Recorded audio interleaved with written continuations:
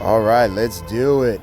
Coach Prime, Deion Sanders, has told the team and is elected to peace out to go to the University of Colorado, the Buffs, going from a black school in a HBCU and a very black town, city, Jackson, not a town, it's a city, it's a capital.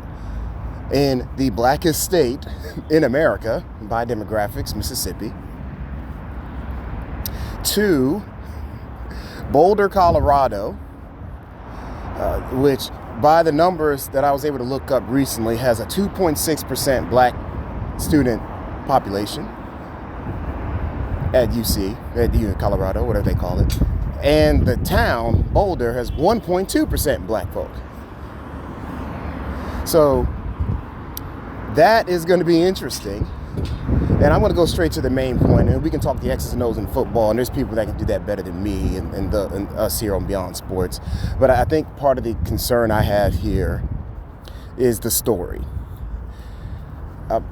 Taking a step back, I said it on They Will Be Missed some time ago. Yes. You go for the bigger jobs when the opportunity presents itself. For all of us. You do it. You know, one of my mentors at my old job said it when I was kind of debating, should I try for higher positions or should I just kind of, keep being an engineer and go home at 5 p.m. and yada, yada, yada. Then he said, well, if you go for the bigger jobs, one, you get all the preparation that goes with it. And two, if you get the big jobs, you can always go back to those lower level jobs at any time and you'll be better at them potentially.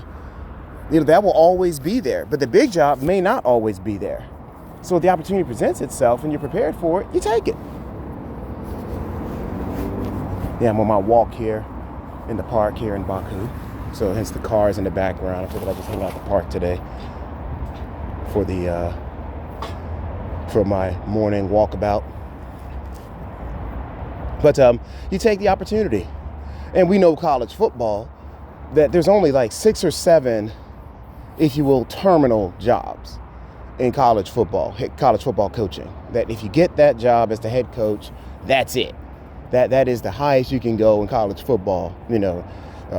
Head coach at USC, Ohio State, Michigan, Bama. Hell, I guess you could throw in Notre Dame. Although that's slowly kind of losing out to maybe like an LSU. Maybe you throw in the Texas. That's about it. God love Florida State. God love Texas A&M. God love Georgia Tech, my school. We have to be realistic. There's only a small set of college football programs that are considered the top of the top, that when you get there, you have arrived. And many of those guys want to go pro. So every college football coach, or every football coach you see, from Pop Warner, Pee Wee football, coaching 7-year-olds, 8-year-olds in the park, should be no contact, by the way. Let's stop that. It should be non-contact football for those children. That's another story for another day. Fight me on that. But anyway, from those guys to the guys you see in high schools, the guys you see high school coaching, at your town high school, and the suburban high school, college, and so forth. All of them want to be head coaches in the NFL. All of them.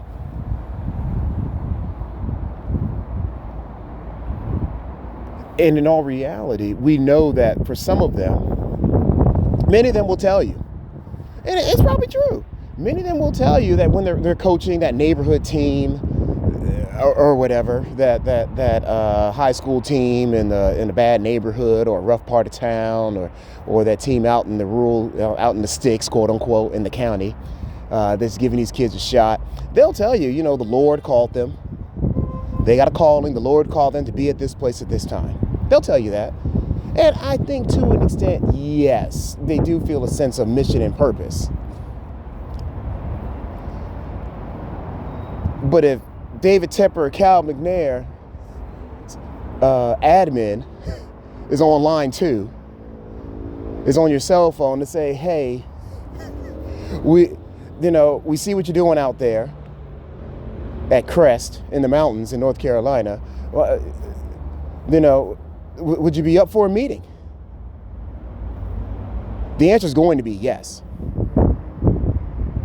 You have to know the answer is going to be yes. Yes, I am up for a meeting. Let's have a conversation. I'm on my way. They'll just donate to the old program that they left. Or better yet, they'll be a higher profile, and maybe one day they come back. Who knows? They still feel the sense of mission and purpose for that organization. Or they can find other ways to elevate the places that they left. But if David Tepper's on the line, the answer on the call, Captain on the line, you're taking the call, and you're leaving. They say, we'd love for you to come work with us up here.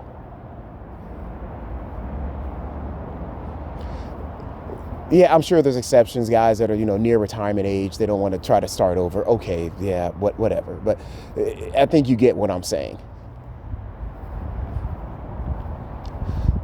Maybe and then the same thing for college football, by the way. I'm a Georgia Tech guy. I'm a FAMU guy.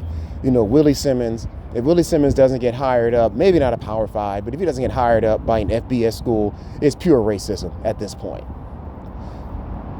If Willie Simmons doesn't get hired by an FBS school in 3 weeks, it's racism, period. He took what had to be the worst situation starting a college season since potentially the Pony Express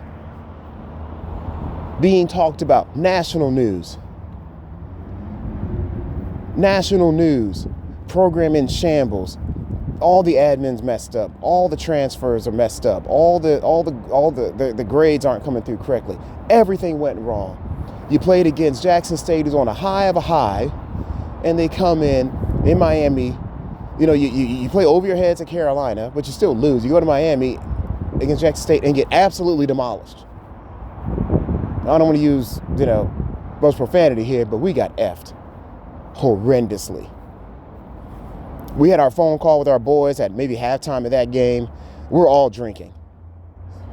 I don't think I've ever seen all of us drinking beer at the time. We try to slow down. We're getting old. Getting older now. We're all drinking. We're all slugging beer at halftime. Everybody on the call, like, what the hell is this? But he took that and went on an unbeaten streak the rest of the season.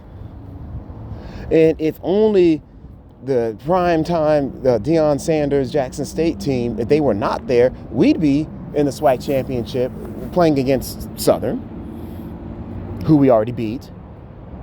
And then if we beat them again, we're in the Celebration Bowl. And there was a big argument that we should have got a playoff spot. We're ranked, I think, about 20th or so, last I looked. They played some games this weekend. I'm watching soccer. So all that to say, if Willie Simmons pulled that off, he should be hired up. And us at FAMU, we're going to be in our feelings because, he's from that area. He tried to play for us way back in the failed D1A move back in the day. Show my age. I was there for that. But, we all know that he's got to be applying. He's got to be looking, and I'm sure there's phone calls being made. I would not be surprised if he shows up at I don't know, one of these newer programs, Winchester FBS, for example, or something like that. I mean, if he can build all that with the trash that he started with at FAMU, he's going to do really well. I'm digressing a bit, but I wanted to get that out there. I'll be sad, but that's what it is. All these coaches are trying to move up to further and further next levels, as they should.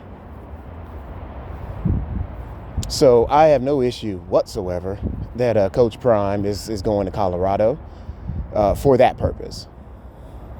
But the reason I started with the racial side, going right into the controversy here, is I think the story that we experienced and the ride we've been on is not just your classic take a down college football program, turn them around, new facilities, win some games, get big recruits, move up to the next level, rinse and repeat. That's a classic story we've seen hundreds of times at this point, it feels like. But that was not the only element of this story. It was because it was at a black school, at an HBCU. And in Jackson State, I lived in Mississippi for a short while. I mean, it just wasn't there.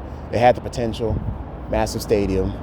It's a capital city. I mean, it's Jackson, but it's a capital city. It just should have been better all these years. And it was just difficult for them. And we know how the state of Mississippi funds its schools. And we know about, they'll take welfare money and give it to a volleyball program because Brett Favre is everybody's homeboy. So we know the level of corruption they're dealing with down there in Mississippi. Why they're not all in jail is beyond me. But I think it's that story. I think it's the flipping the recruits to an HBCU. He's saying God called him to be here. And it's black empowerment. It was a black empowerment story. And I put that on Twitter.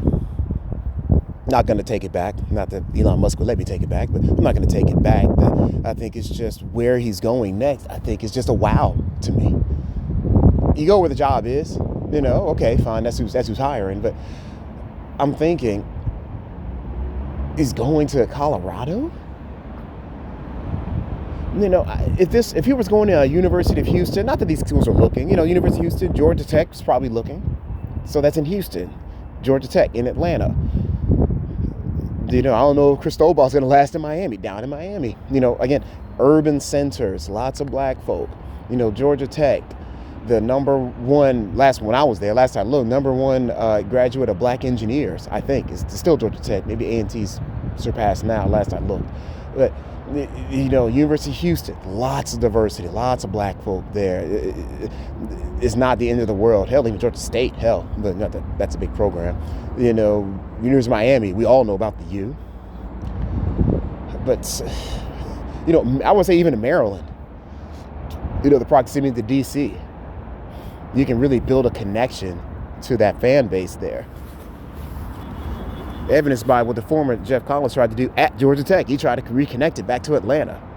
I mean, we're trying to, just using my own schools, I know that more detail. I'm not trying to just big up my own schools, but just saying that's what I would have thought would have been the next step. Keep that narrative going.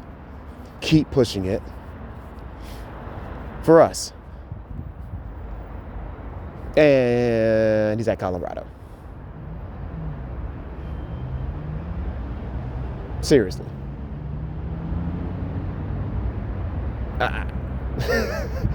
Not counting the person's money. I understand the facilities are great. It may be a sleeping giant out there. I know it's a big sports culture in the state of Colorado.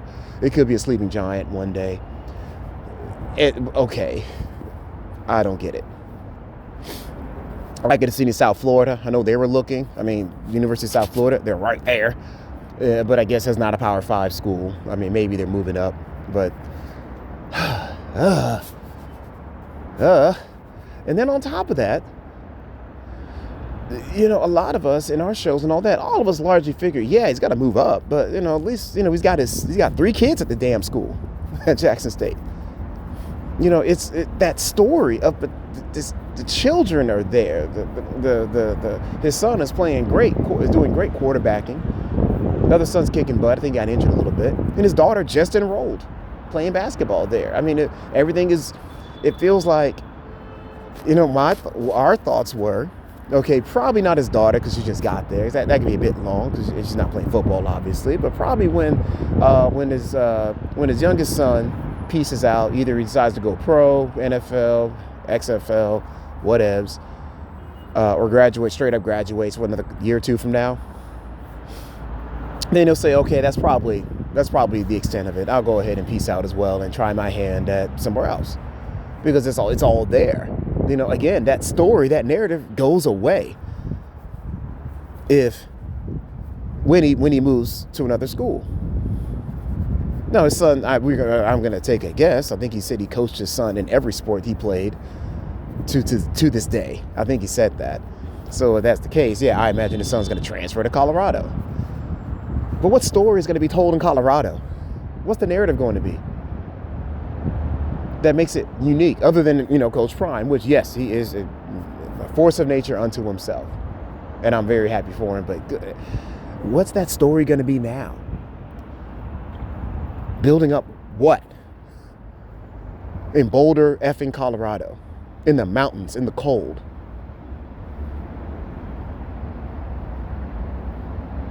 When young Dolph passed away, and it was a big deal out there in Jackson and Mississippi and all of that. I mean, they did a lot at Jackson State for that. Are they doing that in things like that in Colorado?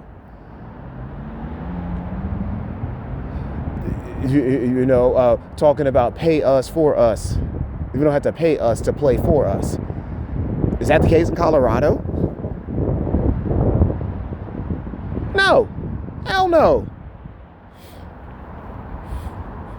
USC and UCLA are moving to the Big Ten, so, great. So things are a little more wide open. Was it Utah and Oregon are going to be the big players now in the Pac-12 or whatever they're going to rename it or whatever. But so okay, great. So now things have opened up. But I think it's something where there's no, I don't know what story can be told other than I'm a black coach. Beyond him just being himself. I'm a black coach trying to get more black coaches moving up, yada yada. So even if he wins to Colorado, okay, great. Where's the power? Where's the story behind that? What's okay? It's just another program that's doing well. Yeah, they made it to the Holiday Bowl or whatever the hell it is. Okay. So that's where I'm in my feelings about it a bit. And it doesn't. I get it. I totally get it. But good Lord. I don't know if it feels like this one feels like a different story. Every college coach, when they're at their college, they're all about your school and talk about it like it's the best thing since sliced bread. And as soon as they win, they move to the next bigger school. We all get that. That's just the game. Well, good Lord. This program at this time, this soon, I don't know. Transfer portal is going to be nuts. Everyone's going to peace out. And again, if Colorado wins, okay, they haven't won. I just saw the ESPN. They haven't had 2 winning seasons in 17 years. I mean, just not doing great. Okay, great. They go to the Holiday Bowl. Okay, and they go to I don't know what bowls are even tied to anymore. Hell, let's just take it all the way. They go to the Rose Bowl. The Buffs go to the Rose Bowl. And now we have 12 teams in the playoffs, so let's say they go to the playoffs. Good for him. Where's the story? Who and what else? It's just a thing.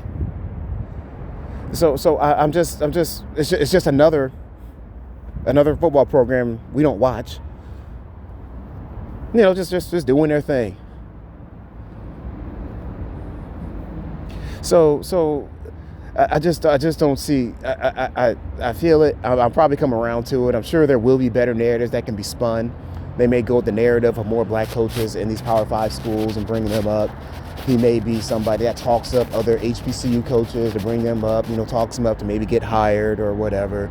There's stuff there, and inshallah that'll actually be what stuff like that may be coming out, or we're just gonna play some football, and Colorado, there's going to be some recruits that maybe turn or whatever. I'll go to the mountains and play and all that stuff. I don't know. It'd be a heck of a challenge because now these folks ain't playing. But hey, I wish him all the best. Not sure about the story, but I wish him all the best. And then one thing about the Jackson State football, the program, I think another element I didn't touch on yet is it just feels like they say he's done all he could do at Jackson State. No, he's not. No, he's not. Jackson State found a way to never play anybody ranked. They're out of conference school. They're out of conference schedules. were other SWAC schools or HBCUs. And they played a 3-8 the year before, 3-8 Campbell Camels, the Fighting Camels, played them for their playoffs, for their homecoming. Where's the North Dakota State? Where's the Montanas? Hell, where's even the A&T? You know, where's the, we didn't get that. We didn't win the Celebration Bowl. I don't know if he's going to be around for the Celebration Bowl. Didn't win. So there's stuff there. Some may assume, well, you have to assume that that's as good as it's going to get. We never got the answer to that question. Their biggest competition was Florida A&M. And like I just said at the beginning of this thing, we screwed the pooch and shot ourselves in the foot and the ankles and the knees. We kneecapped ourselves just before the game against them this year. They didn't play any FBS schools. Not that you have to. They didn't play Louisiana Monroe early on, but no one's really thinking about that one. Now, this would be the time you would think, okay, let's get another round of recruits and let's go ahead and book somebody. We don't play in the playoffs because we're short-sighted, but we can at least play in. We can schedule some of these guys, these North Dakota State guys, the best in our division, and see what we can do. Hell, I don't even play SELA, Southeast Louisiana, the one that beat us in the playoffs last year. They just choose not to do it. They did like the old SEC model. Don't play anybody outside of your little area. That's good. What the SEC did for decades. They don't do it anymore, but for a long time, that was the big knock on the SEC. You can't get them out of Southeast. You can't get Georgia out of the Southeast. They don't just play Clemson every year. And Clemson wasn't kicking butt all the time back then. They say, where's Oklahoma in them days? Again, not anymore. You got to make the playoffs now, so you got to schedule somebody. They didn't schedule anybody that they could have outside of the conference and outside of our sphere. So we never learned what they could really do on the larger FCS stage. Now, Colorado's been fairly low, so they probably don't give a crap, but I imagine that's what other people are looking at. I think if Coach Simmons last year in the playoffs, when we got blown out by Southeast Louisiana, if we did not get blown out, if it was a tight game, if it was even just a tight game, I think Willie Simmons would have been gone. He'd have got hired up. Because that's all the big guys probably just want to see. With the lower resources and the lower budget, can you do well and excel? The idea being, now if you get the more resources and budget, you're gonna really kick some butt. We had to find out at FAMU. We found out, and we weren't there yet. We never got the answer to that question at Jackson State. We did not. It has not been answered. And don't let the Jackson State fan base fool you. It has not been answered. But you strike while the iron's hot. That's what, you don't have to. Because HBCU football set up in such a way you actually don't have to get that question answered. You can convince yourself, like the SWAC has done for 20 years, that if we only play each other, we'll just say we're the best and move on. That's what the SWAC continues to do. And I know we're in the SWAC now too, so we're there with them now. But that was always why the MEAC teams tended to do better than the SWAC teams back in the day, because the MEAC teams had to think about the playoffs. We had guys like Carson Wentz. We had guys like Flacco. Hell, I think even Marshall or Randy Moss back in the day. We had all these guys that we had to at least have an eye on, that if we do well enough, we're going to have to play against somebody like that. Oh my gosh, Youngstown State. Jim Tressel was the coaching at Youngstown State when FAMU played them tough back in the day. When FAMU was ranked, top 5 all those years ago. We had to be prepared for those guys. In addition to just playing each other. And the SWAC didn't do that, and that's okay. They took their ball and went home. That's fine. We're going to do our own thing, have our own little mini playoffs, fine. But then we never get those questions answered. And I think from an athletic standpoint, wasn't that a big part of the whole point, is to answer those questions? Who's the best? You lace them up, we lace them up. Who's the best? It's like boxing. You can never get the big box. We can never get the best two boxers. Back when it would have been the fight, we couldn't get Tyson Fury and Anthony Joshua in the ring together. Boxing screwed it up. We never got the question answered. And now it looks like, Joshua's kind of maybe diminished a bit. So now we're never gonna have that. We didn't have that answer. Floyd Mayweather, Manny Pacquiao, the fight was 5 years too late.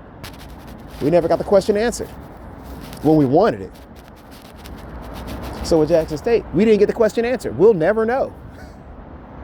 Could they have stacked up against the best in our division? Could they have made a run in the playoffs? Which is impossible to know, but could they have? Could they even win the freaking Celebration Bowl? We can probably assume they'll beat North Carolina Central even without Prime there, but you never know. So if I'm Colorado, or I'm any other, that's something I'd want to know. But I guess Colorado, maybe a little bit of, desperation. They're seeing it slip away from them. A lot of college programs are. So they're just saying, yeah, hey, we'll take a shot at them, which is good on them, good on him. But I just want to make sure I'm saying, I don't think we didn't get the answers to those questions. And then I think the other thing, last thing I'll address, I'm going to get the hell out of here. We're memeing. There's a lot of memes about Jackson State, him leaving and all that stuff and all that. And I think Jackson State fan base, at least the ones that we see online, it's only what you deserve. You won the lottery for Deion Sanders. Fair play. You took a chance. I don't know how many of the schools were offering or had opportunities at the time. You took the chance. Fair play. And you're winning. You're talking smack if you did, but were you really? Was it really you? Yeah, and you're smack talking everybody. You're being awful online to people. Just being awful. And now you're getting memed up. People are getting blocked online. And I'm just sorry. I just say you love to see it. I have never seen smack. It's not even smack, just pure insults like y'all have been doing. So it's only what you deserve. It's fun, and we're gonna have some fun. And I put it on my Facebook. If this were Morgan State we're talking about, maybe it's a little bit of jokes, but in all reality, I think people just say, okay, they're good on, he moved on. We love those guys. If this were Delaware State we're talking about, not a huge deal. I don't think they'd be getting the smoke online that they're getting. If this was South Carolina State, if this was Morehouse, if this was somebody else, I don't think the smoke would be as strong. I don't think the fan base is as crazy. So it's only prepare for more memes. It's going to be a lot of fun. We do love you. Y'all are crazy. I really wish you kind of act like you've been there before. I know you hadn't been there before, but act like you have. Act like you've won something before, please. I hope you guys continue to do well enough at Jackson State. I really hope you don't fade into obscurity. It's possible, but because it will be funny. But in all reality, outside of the memes, and there will be memes, we are going to keep cracking. We're just getting going good. But I really hope you don't fade into obscurity, because then the story is going to be it wasn't black. It wasn't anything to do with the black schools. They really don't have anything. They just won the Deion Sanders lottery. He just got on wherever he could get on. He was going to do his thing, and then he's going to peace out. And then in the school, back to ESPN, You know, back to ESPN 8, the Ocho coverage. Back to, 15,000 people in the stands in a 60,000 seat stadium, municipal stadium. And back to just, whatever football y'all were playing before.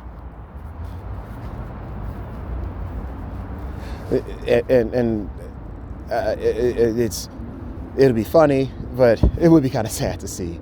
And I think it would just tell that narrative about all of us. I think we still need Jackson State to be competitive and relevant, at least, in the near term.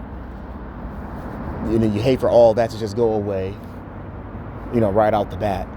But prepare for smoke. All right, that's enough for me. I'm done. I appreciate y'all listening in. If you made it this far, my random ramblings, my morning walk, it's give us a like. Smash the like button, like Udoka smashes people in the Boston Celtics staff. Give us go on Beyond Sports. Go on our Facebook page. We're not really just talking about X's and O's. Again, we feel there's people who are better than us than that. We talk about the business side, talk about the relationship side. We have a lot of fun with it as well. We go beyond the standard just sports related topics, sports and business and society and so forth. We're doing all that. A lot of talk right now is about the Qatar World Cup.